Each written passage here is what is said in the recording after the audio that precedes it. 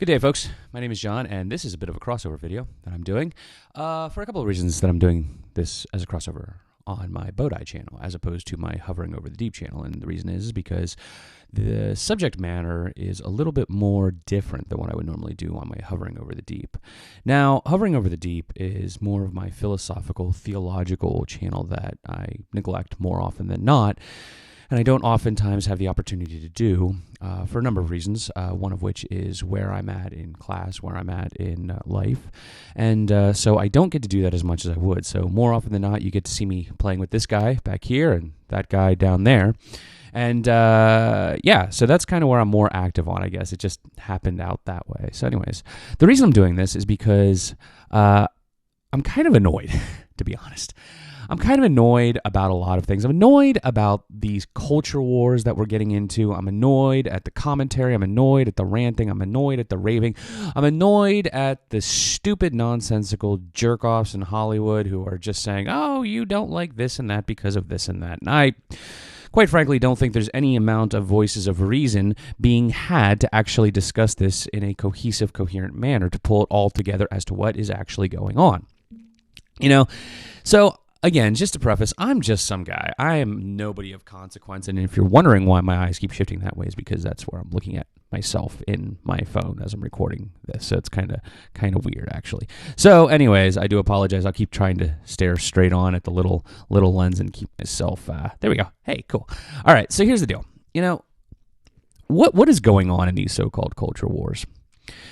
I started to think about this, and I watch a lot of Nerdrotic, and I really enjoy Gary. I think he's a good dude, and he kind of reminds me of the people that I would have hung out with back in the day.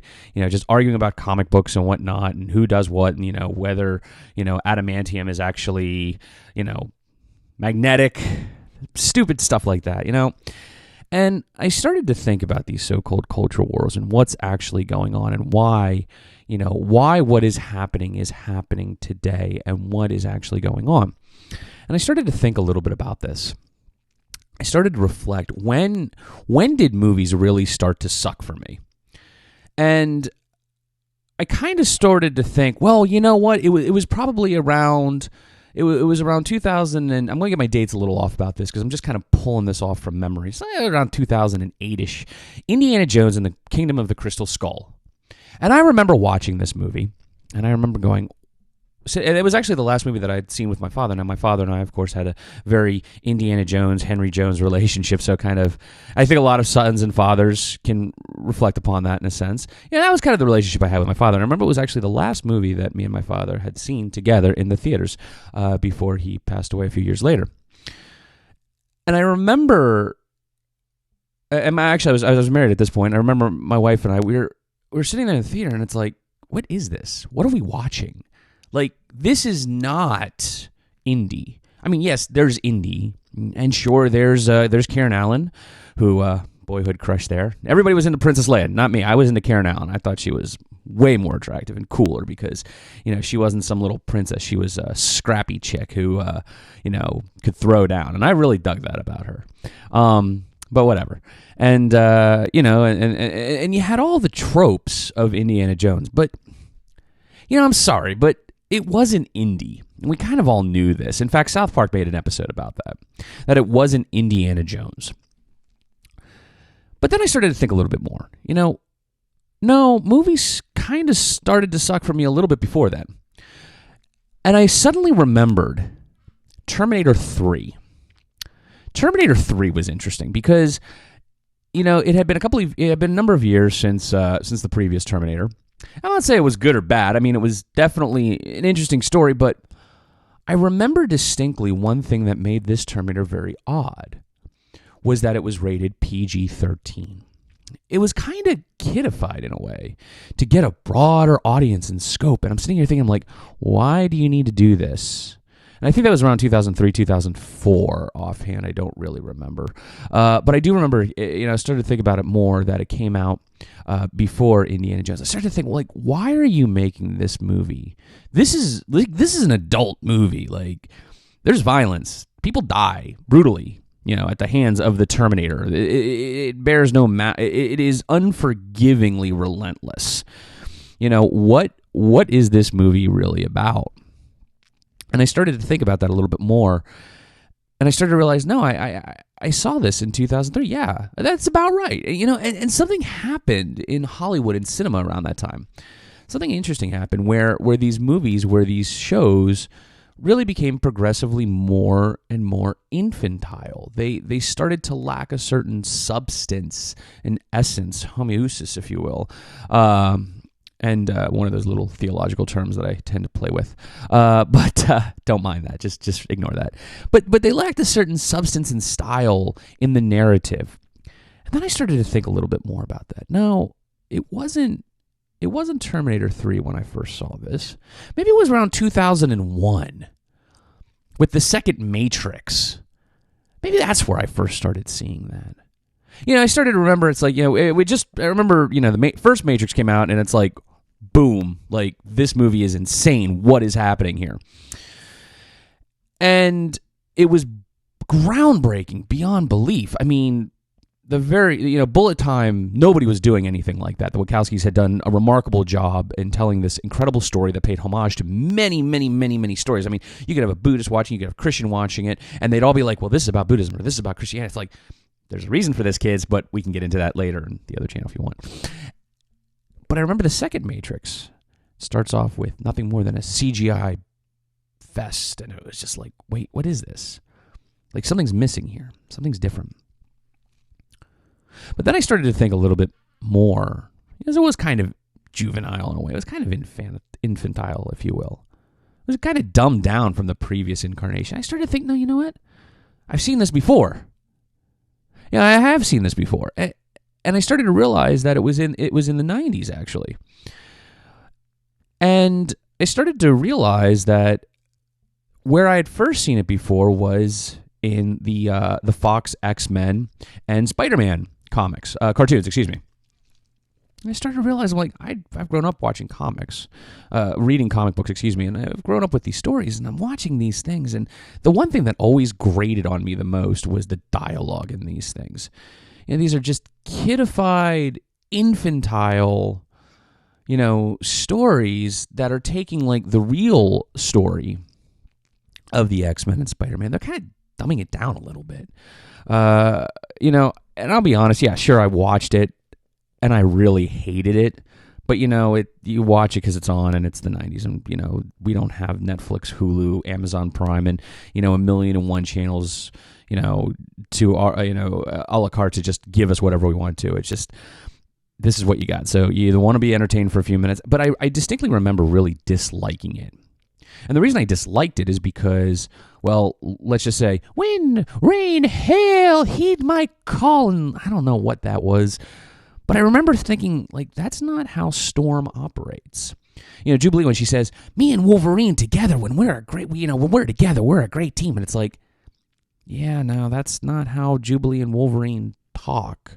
That's not their relationship. And I started to remember, I'm like, yeah, no, I've seen this before. Now, it's kind of dumbing down the comic that I grew up with, of course, 18, 17, 16, around this time.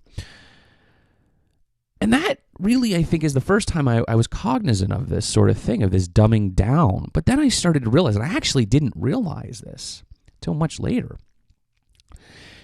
It wasn't the first time I had seen it. The first time I had seen it, I wasn't even aware of it. And that in it is kind of interesting to me. And I'll get to that in one second. But, you look at something like Batman, the comic, the animated series, which really did capture Batman. He's brooding, he's angry, he's vengeful, he's the Dark Knight. And then Batman Beyond, which was like intense if you're a kid. And actually, if memory serves, that got pulled off the air because it was too violent. And those parents groups just didn't like the violence. Well, I hate to tell you, it's Batman. I don't know what are you going to do? But you saw it in the Batman series. You saw it in the Batman movies. The first Batman, Michael Keaton, was great. Second Batman with Michael Keaton, great, but not as great. And then you get the third one and the fourth one. And I don't remember which one came out first, whether it was Bat Nipples or Bat Kilmer. But it was interesting to me because suddenly these Batman movies had become infantile and juvenile and kidified. And they weren't Batman as we know it. It was just kind of like this cartoony-esque. But as I got a little bit older, I started to realize something, that the first time I ever experienced this kidified, juvenile modality of storytelling was with Teenage Mutant Ninja Turtles. And I never realized it, actually. It was kind of, I, like most everybody else, grew up with Teenage Mutant Ninja Turtle, Heroes in a Half Shell, Turtle Power, and whatnot.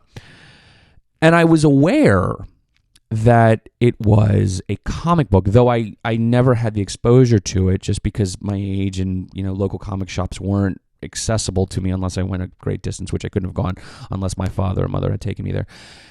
But I remember when the movie came out, people were kind of upset over it because it was dark, it was gritty. I mean, Shredder dies, basically. And it was a really dark, when Raphael is going, damn it! It's like, whoa, you don't get that in the cartoons. Like, what's going on here? It wasn't until many years later, when technology finally caught up to interest, I guess you could say, and I procured certain comic books in various form and fashion, that I actually had the opportunity to check out the original Teenage Mutant Ninja Turtle comic by Laird and Eastman. I never actually seen these before. I never actually read them before. I never actually handled them before. And I was amazed. I was very amazed that this movie that I thought was such a departure from what I was aware of with Teenage Mutant Ninja Turtles was actually truer to the actual comic book. And I was astounded by that. I did not expect that at all. I did not expect that this comic book, this original comic book that I kind of really didn't know too much about it, was, one, it was a parody of Daredevil. Who knew? It was, you had Splinter, Stick, you had, the foot, the hand, things like that. Like, we're kind of like, oh, okay, this is kind of interesting. And I didn't realize that. I didn't know that at the time. But anyways, I took it for granted. And I'm like, wow, I didn't realize that this was a kidified narrative of something that was actually already kind of a more mature story. And so with that, I'm starting to realize something, that this narrative of kidifying everything has actually been going on for about 30 years now, if not longer. Now, toys, you can make the comment that, say like He-Man and She-Ra and whatnot, the toys, were kidifying. But to be sure, the toy He-Man and She-Ra, the cartoon, was created to sell more toys, as was Transformers. And there's something going on it's been going on for this while, and this is infantilizing children, in a sense, to keep them as young forever as they possibly can. Now, I can't think of anything worse than staying a child forever. I think that's like if there is a definition of hell, I would say that staying a child forever is that definition of hell. You can't make your own decisions. You're constantly doted on. You're constantly being taken care of. You're told what you can do, what you can't do. You can't really make your own choices. And there's a nice safety to that, I suppose. But anybody who would want to perpetually be a child or keep children, to me, that is just the cruelest thing in the world. You basically turn children into accessories. I'm starting to watch all of these, commentaries, and this is kind of how I'm pulling this all together, and you'll see in a minute, because I'm only going to prattle on for about a half hour here. You see all these narratives coming out, and like Star Wars, which, okay, is a dumpster fire. It's toast. Disney has not produced anything original that they haven't actually bought or, remade or live actioned, if you will, in probably about 10, 15 years. I mean, yeah, sure, they come out with a Pixar, but they haven't really done anything new. I would say Maleficent, is probably a new spin on something, but they haven't done anything intrinsically new, with the exception of their Pixar movies, and that's really about it. I mean, it's like, you remember Disney, they used to be like Black Hole and Tron. These were the guys that were innovating stuff, and now we're just going to buy something and call it ours. And I'm watching what's going on, and the problem that's turning out to be is you're having this cultural war. it seems like. And I got into this conversation with this woman the other day at my shop. And I've mentioned a couple times that, I just make coffee. That's what I do for a living. And I got into this conversation about Ghostbusters. And she said, oh, you know what? No, people didn't like Ghostbusters because it was a woman cast. I said, no, it wasn't that. We said we didn't like Ghostbusters because there was a dance scene. That's why we didn't like Ghostbusters. I said, I didn't like Ghostbusters because I don't think Melissa McCarthy is funny in the same way that I don't think Chris Farley is funny. I think John Candy is funny. Chris Farley, I don't think is funny because all he does is, oh, I'm a fat guy. And it's like, I don't find that humor terribly funny. And Melissa McCarthy does that kind of humor. I'm the fat chick. And it's like, I don't think that's funny. And then my wife chimed in. She said, no. And she corrected this woman. She said, look, no, that's not why we didn't like it. We didn't like it because it deviated from, the spirit of Ghostbusters. It deviated from what Ghostbusters was about, And we both started to tell her, it's like, Ghostbusters, what made it actually funny was that it's not a funny movie intrinsically. It is actually a serious movie. And what makes it funny is the fact that these guys are so damn serious about themselves. That's what makes it really funny. So anyways, she was kind of like, oh, well, I never really thought about it that way. And I'm like, yeah, I mean, you can like what you like, but understand that it's not these reasons. But like with Star Wars, it's not a good movie, but why isn't it a good movie? And really it comes down to one simple thing, is that Disney has been disrespectful to the franchise. Disney has not respected the franchise. Disney in fact, doesn't even care about the franchise as far as I can tell. They care about fulfilling a narrative or a quota, which I think is kind of cruel in a lot of cases. They're not interested in talking about the spirit, the nature, or the substance of Star Wars, and there certainly is. It's the hero's journey. We are introduced to these cast of characters that, quite frankly, have no real purpose or attachment to it. And there's a reason for that. We haven't had time. I mean, goodness gracious me, we spent 30 years watching over and over and over again on our VHS tapes, Star Wars. And then when they finally came out on DVD, we spent over and over and over again watching Star Wars on DVD, the original the original trilogy. But you look at what's going on today and what's going on now, and it's like you're trying to force a narrative as opposed to letting it happen organically. And not only that, you're basing it off of exactly what you've been doing for the past 10 years, which is nostalgia. Well, nostalgia is nice. I don't have a problem with nostalgia. I think nostalgia is great. But nostalgia builds, and it continues on and carries a story into its logical conclusion and progression. And this is not what's happening. And that's actually what I think the problem is. You see, people like Rian Johnson, I don't know what his name is, Kathleen Kennedy, J.J. Abrams, which I quite frankly don't think J.J. Abrams really cares about these franchises in any capacity. He did a terrible service to Star Trek, which was mine. That was my franchise. Those were my heroes that I grew up with, and he just completely butchered that.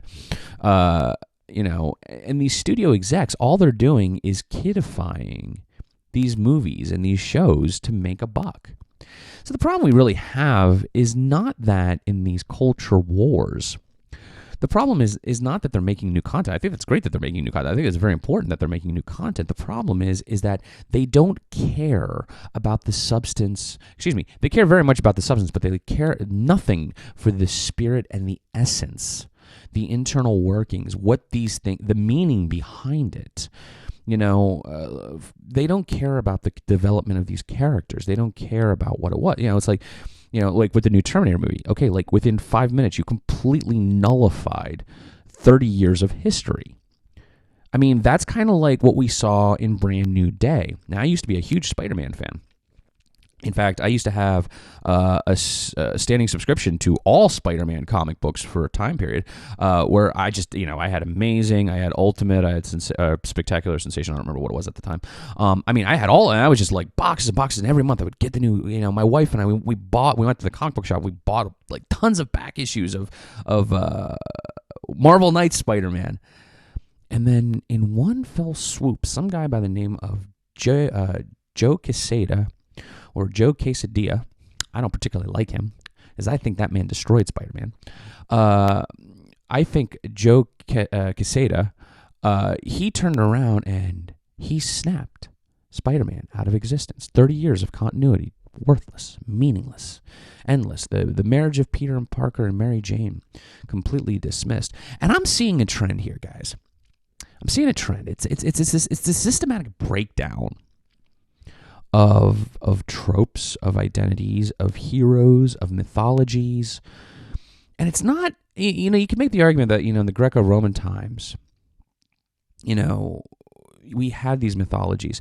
But what happened was you saw them kind of shifting and evolving. But here we're not seeing that. We're seeing a systematic destruction.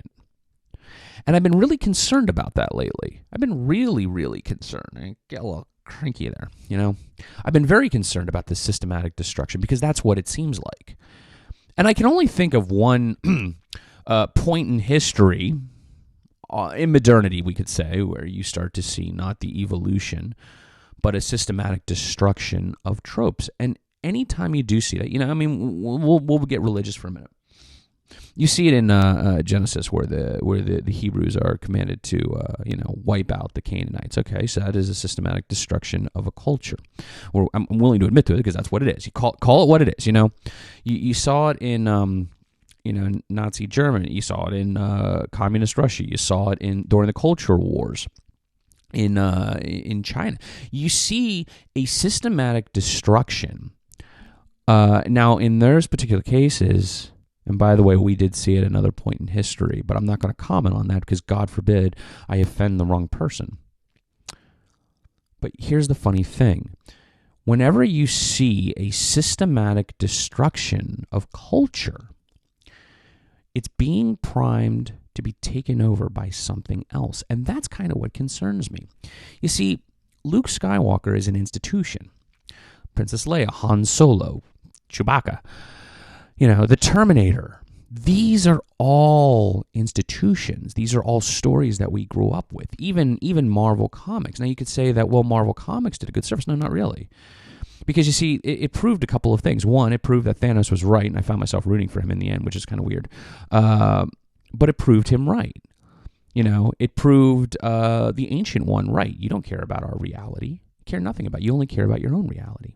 And she was right. It didn't care about the greatest Avenger of all because they tried to disseminate the greatest Avenger of all and call the greatest Avenger of all somebody else. And I have to ask this question. At first, I would have said that maybe growing up in the 80s and 90s and aughts, until I became an adult, I guess, which, end of the 90s, but I was into my adulthood, I guess you could say, you started to see this kidifying, but now you have this systematic destruction of tropes and heroes and mythologies. We killed Han Solo. We killed John Connor. And effectively people would be like, oh, that's so great. Captain America went to go live with whatever her name was, Betty, or I forget what her name was. And isn't that nice? But it's like, no, that's not nice. Because that's not what Cap would have done. Cap would never have left his soldiers behind. Cap would never have thought about, accidentally screwing up the timeline. Cap would have done his duty because Cap is the ultimate soldier. That's what he is.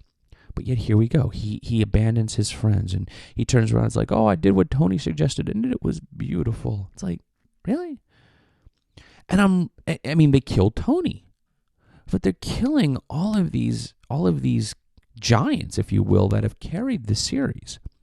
And they're not just retiring them or letting them move on, for the next generation to take over. They're killing them. They're literally offing them in order to dispose of them. And that's something very interesting because it really is no difference from a cultural anthropological standpoint. And I'm sure somebody out there has, read a book or at least a Wikipedia article on anthropology and therefore they're an expert on the matter.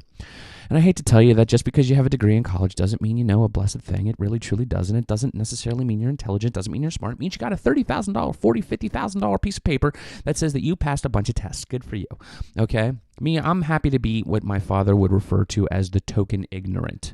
That is what I am. I'm not that smart. I'm not that wise. I just happen to be bookish, I guess you could say. And I happen to be able to look at things and take it all in and assimilate data. That's what I do. That's what I like to do. And you start to notice patterns in these things over and over and over again. And I start to notice a pattern. Why are we destroying characters? Why are we destroying heroes? Why are we destroying tropes?